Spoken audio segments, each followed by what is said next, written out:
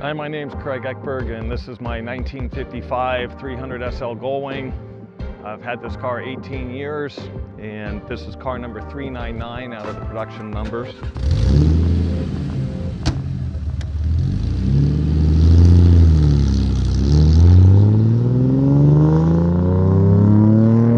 The interior of the car is very purpose-built, as a typical race car would be. It's just basic gauges and whatnot. The reason the sills are so high and the doors open as they do is that this car is built on a tubular chassis. So it's basically a bunch of tubes welded together to make the chassis. And if I remember right, the chassis weighs something like a couple hundred pounds. It's pretty light. So in order to do so, there's tubes that run up in here and force the manufacturer to raise that door sill up like that, which makes it a little more challenging to get in and out of. So, you know, there's a special technique for the guys that know their cars. It's one leg in, one hand here, and then just drag the other hand in. For really big people that have trouble, there's a unique feature to the car that is a fold-down steering wheel to give you a little egress access to the car. And you can see the layout in the car. These actually have excellent visibility all the way around and are much preferred, in my opinion, to the Roadster, which came out in '57 and replaced the Gullwing. This car was built with a metal belly pan on the bottom of it. That was to give the car more aerodynamics on the track. And because of the belly pan, they took the air from the grill and they exited it on the little side strakes on the side. So this car has that, and all the air is pushed out to the side. The Roadsters don't have belly pans, so all the engine heat rolls underneath the car and creates a little more heat.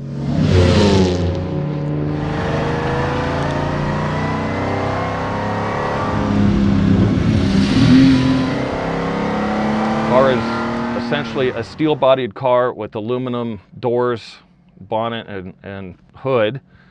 They did make 29 all-aluminum cars. Those cars sell for about 4 times the normal price of a Gullwing. So if a Gullwing's $1.2 million to $1.5 million, those cars are $4 million to $6 million, depending on the car.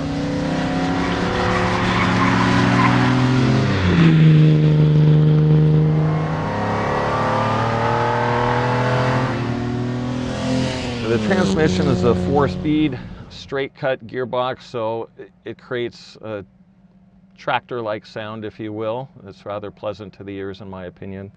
And it's a 3,000 cc inline 6.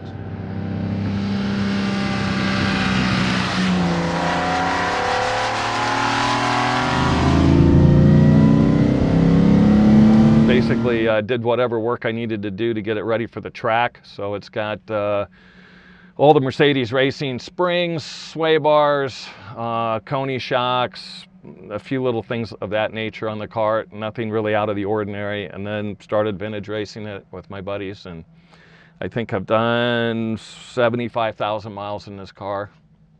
So we've had a great time with it. It's been to Colorado Grand, Copperstate, California Mille, all kinds of different events. They're wonderful. You know, they have a habit of scaring people that you have to drive it like a race car, but when you do, it performs exactly as it's supposed to. So there's a lot of trail steering in the car, and you need to drive it that way. So you can't come off the gas in the corner and expect it to behave itself. But if you come into the corners right, add the right amount of power to it, the car will point, add a little more gas, it'll set down and send you down the road.